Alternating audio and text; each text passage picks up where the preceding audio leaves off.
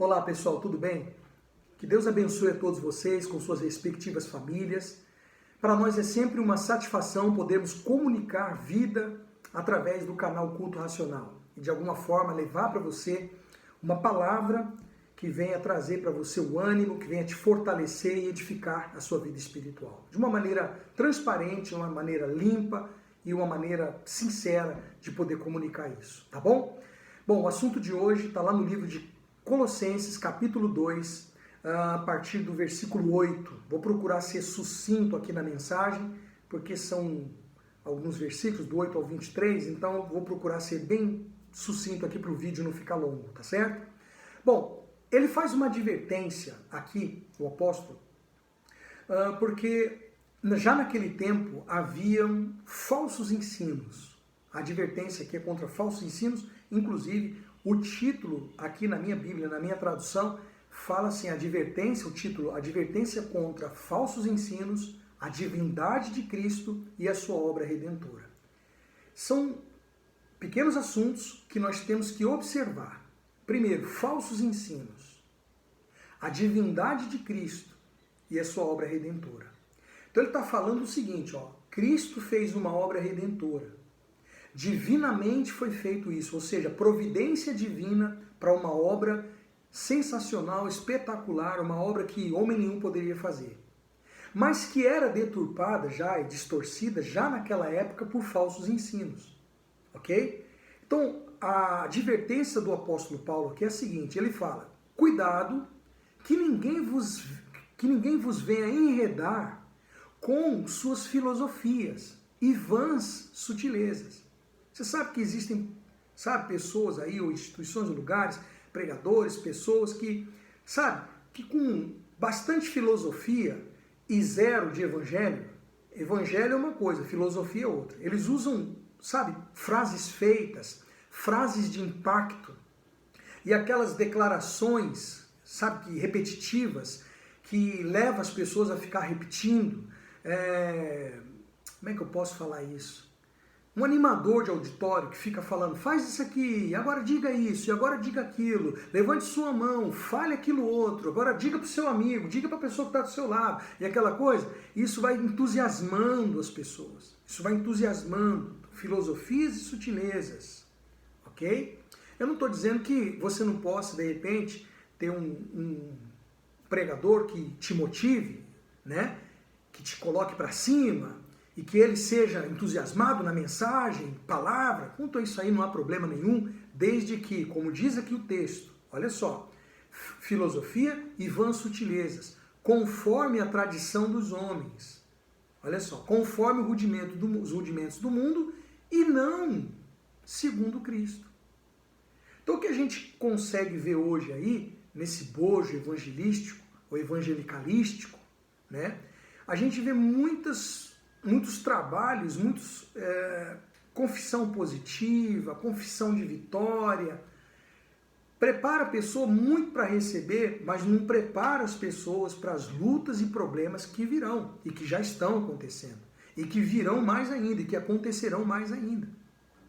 Então, quando as coisas não acontecem na forma que foi confessado, que foi dito, ou que foi profetizado, naquele lugar ou nesses lugares, então isso conflita com aquilo que a pessoa está vivendo, dando na pessoa a sensação de que, será que Deus não está comigo? Será que eu estou fazendo alguma coisa errada? E quando essas pessoas vão questionar, poxa, eu fiz isso que foi falado, eu estou fazendo isso que está sendo dito, mas minha vida não está mudando, piorou, aconteceu isso agora, será que algum... Aí vem aquela teologia do demonismo, que tudo é o diabo, você tem que fazer isso para poder o diabo não fazer aquilo, você tem que fazer aquilo outro, porque senão o diabo vai te pegar, porque, gente, de fato o diabo existe sim, tá? Mas uma vez que você vive a palavra de Deus e que você entendeu o evangelho, então o diabo não tem mais nada a ver com a tua vida, a não ser que você tenha com ele. É aquele famoso texto que eu já falei aqui em outros vídeos, naquela passagem do Gadareno, do Gerazeno, que quando Cristo desembarca na cidade, então aquele rapaz possuído por demônios, ele diz assim, pela legião, Que temos nós contigo, Jesus, Filho do Deus Altíssimo. Viestes para nos atormentar. Então você vê que... por que o diabo fala isso com Cristo? Porque ele sabe que Jesus não tem nada com ele não tem nada com o diabo. E que é a presença de Cristo que atormenta o diabo. A gente pode falar disso num outro vídeo, tá certo? Só para não sair aqui do contexto do que a gente quer explicar aqui. Mas só para você entender que a pessoa sofrendo, mesmo fazendo, obedecendo, com licença, obedecendo toda a tradição, o cerimonialismo, formalidades daqueles lugares, desses lugares aí, não funciona, não é suficiente. Então as pessoas, mesmo em nome de Deus, não é suficiente. Então as pessoas ficam querendo entender. E aí vem essa história do, olha, você tem que fazer isso porque isso aí, o demônio está destruindo tua vida, está acabando com você. Tá, querido, mas e aí Deus? E a pessoa, e Deus? Deus não faz nada? Quer dizer que Deus vai assistir o diabo destruir minha vida e só porque eu não fui lá fazer uma coisa que eles mandaram fazer, o diabo vai ter esse poder de destruir minha vida e Deus não vai fazer nada? E Deus não vai fazer, então você não conhece Deus. Se a Bíblia fala que é com ciúmes que o Espírito Santo ele anseia por nós, é com ciúmes. Se o Espírito Santo tem ciúmes da gente, como é que vai permitir? Você entende? Bom, tem essa questão. E tem a questão também da culpa. Ah, é alguma coisa que está errada. Tem alguma coisa que você não está fazendo. Você entende? Então são essas coisas que vão enredando a pessoa por outro caminho. E não de Cristo. Então você tem que observar isso, ok? Bom, ele diz assim, ó, porquanto nele, em Cristo, agora vai falar da divindade de Cristo, que é isso que eu estou tentando passar para você aqui. Exalta-se muito os demônios, exalta-se muito as forças do mal, que ela é muito forte, que ela está fazendo isso na tua vida, que fizeram isso para você, exalta-se e diminui Cristo. Quando na verdade o apóstolo Paulo está falando assim, ó, cuidado com essas sutilezas, cuidado com as tradições, porque nesses lugares, a tradição do que é ensinado naquele lugar é mais importante do que o que Cristo fala. E essa é uma advertência aqui importante. E outra coisa, não sou eu que estou advertindo. Eu não tenho culpa se o que está escrito na palavra de Deus conflita com o seu trabalho. Porque não é uma coisa que eu acho, eu estou lendo para você. Já acontecia isso, ok? Então ele fala, os rudimentos do mundo, então são coisas do mundo, são coisas de tradições que são mais importantes, e são as filosofias e as sutilezas, né? As vãs sutilezas, ok? Aí ele vai falar agora no versículo, a partir do versículo 9, sobre a divindade de Cristo, ok? Olha só o que ele diz, porquanto nele, em Cristo, habita corporeamente toda a plenitude da divindade. Você sabe que é plenitude, né? Plenitude é o todo, plenitude é completo. Então veja bem, porquanto nele, em Cristo, habita corporeamente toda a plenitude da divindade. Então, em Cristo está toda a plenitude da divindade. Também nele estáis aperfeiçoados. Aí, então tá bom, mas você fez uma coisa errada. Querido, mas em Cristo eu estou aperfeiçoado. Eu não sou perfeito por natureza humana. A gente já falou sobre isso aqui em outros vídeos. Na cruz, Cristo ele recebe os nossos pecados. É imputado sobre ele a nossa culpa que nos condenava para o inferno. Não é isso? E aí ele diz, está consumado. No que ele está consumado, morreu o Cordeiro de Deus, morre os nossos pecados. Preste atenção, deixa eu concluir, para você não tirar a conclusão precipitada. Aí, o que acontece? Tá, então, conclusão, morreu os pecados, ok. Mas, e agora se eu pecar novamente? Qual é o critério para entrar no reino dos céus? É ser justo. Tá, mas a Bíblia diz que não tem nenhum justo debaixo dos céus, nem em cima da terra, não há justo. E como é que vai ser? Bom, aí é que entra. O crédito de Cristo, a justiça dele, o único justo foi Jesus. Então ele pega a justiça dele e imputa sobre nós a justiça de Cristo. Por isso nós somos justificados em Cristo. Ele é imputado sobre ele os nossos pecados que nos condenava e é imputado sobre nós a justiça de Cristo. Todos os anos que ele viveu aqui sem pecar, o crédito dessa justiça de ser justo é imputado sobre nós, ok? Muito bem, portanto, nós somos justificados em Cristo. Aí quando Jesus fala, buscar em primeiro lugar o reino dos céus E a sua justiça significa a justificação que vem dele. A justificação não é, eu estou sendo justiçado do meu trabalho, eu estou sendo justiçado da minha família, fizeram isso contra mim, isso não é justo. Não é esse tipo de justiça. A justiça aqui que fala, e a sua justiça, é a justificação que vem de Deus, que é aquela que Cristo nos justifica para que nós possamos então estar aperfeiçoados. Nós somos aperfeiçoados pela obra que Cristo fez na cruz do Calvário, que vai falar mais na sequência. Ok? Então é isso que você tem que entender. Mas aí, quer dizer então que a gente pode ficar pecando deliberadamente, que está tudo certo, está tudo pago? Não, querido, não é isso que eu estou falando. Por favor, seja sincero, seja honesto, seja verdadeiro, por favor. Eu não estou falando isso. Graça não é licença para pecar. A gente só quer dizer para você que se você peca, se você comete um erro, o Espírito Santo te mostra que você pecou, não dá uma tristeza quando você peca, não dá uma sensação ruim de você estar longe de Deus, Deus longe de você. Então você apela para a cruz, você apela com sinceridade, com arrependimento legítimo e verdadeiro. Meu Deus, olha, me perdoa, eu sou falho, sou pecador. Essa é a obra redentora de Cristo. Você entende? Sem você pegar envelope para fazer não sei o quê, sem você fazer, sei lá que, voto para poder o Espírito Santo vir na tua vida. Não é isso. Isso aí já são as filosofias, isso aí já são as vãs sutilezas, isso aí já são tradições dos homens, isso aí já é outro departamento. Isso aí está sendo orientado aqui, ok? Não, porque agora você tem que andar de joelho, porque agora você tem que deixar a barba crescer, você tem que deixar o cabelo crescer, você tem que acordar de madrugada. Não é isso, não são essas obras. Você não vai conseguir redenção com essas obras, não é por obras, ok? Então ele está explicando a divindade de Cristo. Versículo 10, também nele estáis aperfeiçoados.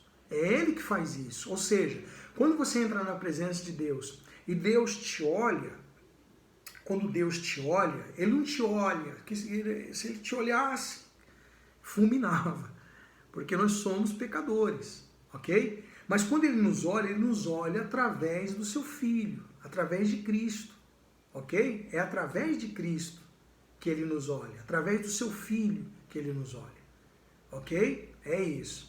Então ele fala, ele é o cabeça de todo principado e potestade, ou seja, ele governa, ele tem autoridade, cabeça, autoridade sobre principado e potestade. Nele também foste circuncidados. Lembra que o judeu tem essa prática da circuncisão para poder ter uma marca que mostra, que prova a aliança dele com Deus? Ok, aqui diz, nele também foste circuncidados, em Cristo. Por que os gentios, eles não precisavam se circuncidar? Depois de Cristo acabou a circuncisão na carne. Você sabe, né? No prepúcio do homem, né? Por quê? Porque aqui diz, nele também foste circuncidados, não por intermédio de mãos. Não é pegar agora ali, e o homem lá ser cortado, a criança ser cortada, ou os novos convertidos que vinham. Não, porque isso é coisa judaica, terminou. Não, é nele. Mas no despojamento do corpo da carne, que é a circuncisão de Cristo. Quando Cristo vai para a cruz, ali está a nossa circuncisão. Lá na cruz ele não foi varado, lá na cruz ele não foi pregado, lá na cruz ele não foi varado por chicotadas antes, e tudo no corpo dele, ali foi nossa circuncisão. Que coisa forte isso aqui. Aí ele fala assim, versículo 12, tendo sido sepultados juntamente com ele, no batismo, no qual igualmente fostes ressuscitados, mediante a fé no poder de Deus que ressuscitou dentre os mortos. Então em Cristo nós morremos, ok? E assim como Ele ressuscitou, nós ressuscitamos. É isso que acontece. Ele fala, e a vós outros, que estáveis mortos pelas vossas transgressões e pela circuncisão dos vossos, pela incircuncisão da vossa carne, vos deu vida juntamente com Ele, perdoando todos os nossos delitos. Então foi feita uma obra foi feita para que você pudesse então hoje estar bem. Gente, seja um cristão feliz, não seja um cristão cheio de marra, um cristão fragilizado, deveria ser chamado de cristal, qualquer coisinha racha, tem medo de demônio, tem medo de feitiço, tem medo de maldição, tem medo de um monte de coisa. E aí ficam trabalhando com essas coisas na sua cabeça para você ter que ficar lá fazendo aquilo que eles querem. Você não vive o cristianismo. Desculpa eu falar assim. Não falo por maldade, nem me acho dono da verdade. Isso aqui é palavra de Deus. Ok? Agora, pasmem, para terminar aqui. Diz assim, que eu já até me estendi. Versículo 14. Tendo, isso continua a obra redentora, tendo cancelado o escrito de dívida que era contra nós e que constava de ordenanças, o qual nos era prejudicial. Sabe o que é tendo cancelado o escrito de dívida? As leis de Moisés. Era um escrito de dívida. As leis apontavam o nosso pecado. As leis mostravam o nosso pecado, que era contra nós. E nos constava de ordenanças. Sabe? Era um monte de rituais que tinham que ser feitos para poder ter a misericórdia de Deus. Tinha que ter todo aquele ritual de sacrifícios para poder, sabe, nos constava de ordenanças, o qual nos era prejudicial. Não solucionava o problema. Apontava o erro, mas não redimia. Entende? Removeu inteiramente encravando na cruz. E despojando os principados e as potestades, publicamente os expôs ao desprezo, triunfando deles na cruz. Então ali ele termina com essa obra da lei, começa-se uma nova aliança, começa-se o Novo Testamento, ok? Depois a gente pode falar sobre isso num próximo vídeo, né? Onde começa o Novo Testamento, ok? E termina-se também com esse poder de acesso que o inferno tinha ou tem sobre as pessoas. E por isso que eu estou dando continuidade, porque essa obra aqui termina o diabo, a força do mal, do jeito que você quiser entender, do jeito que deram nomes para vocês aí, tá? Não tem mais acesso à vida da pessoa que está em Cristo.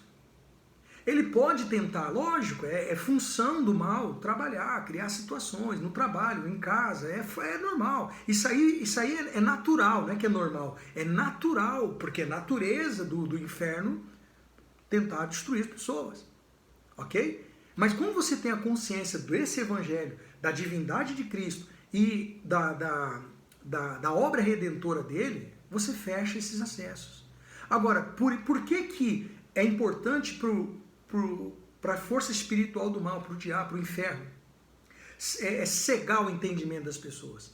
Porque se cega o entendimento das pessoas, conforme nós falamos no outro vídeo, se cega o entendimento, a luz do evangelho não resplandece na vida delas.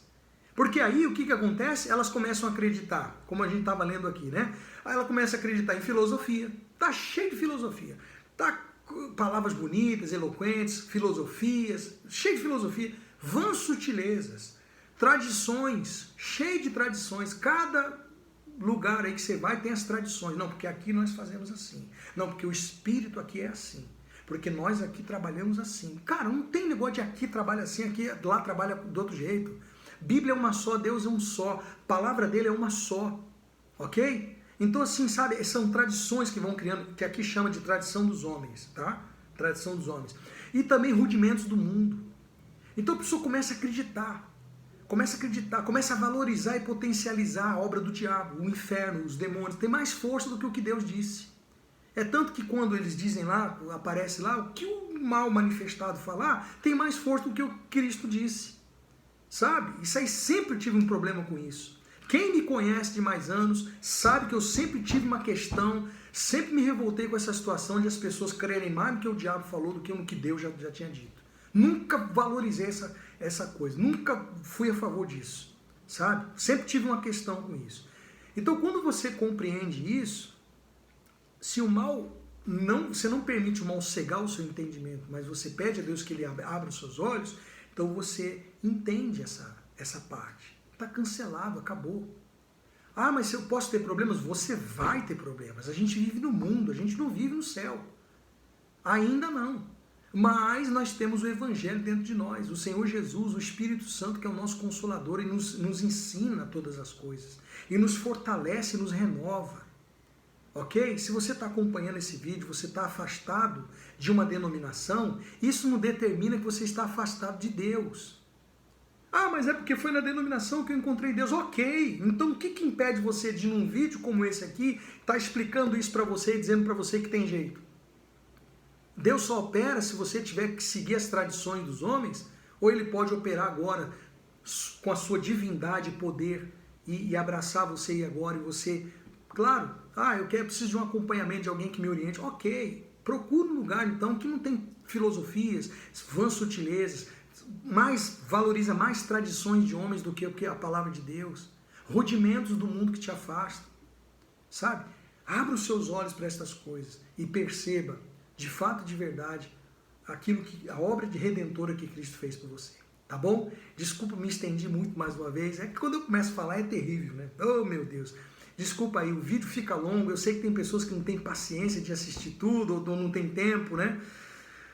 Eu tenho que me policiar nisso, eu prometo que eu vou me policiar mais nisso, tá bom? Mas é isso aí, que Deus abençoe vocês. Mais uma vez eu peço que você ajudou, dá o like, compartilhe o vídeo, vamos espalhar isso aí. Se inscreva no canal, se você já é inscrito, então vamos espalhar essa mensagem para as pessoas que precisam de ajuda, tá bom? Forte abraço para vocês e até o próximo vídeo. Com licença.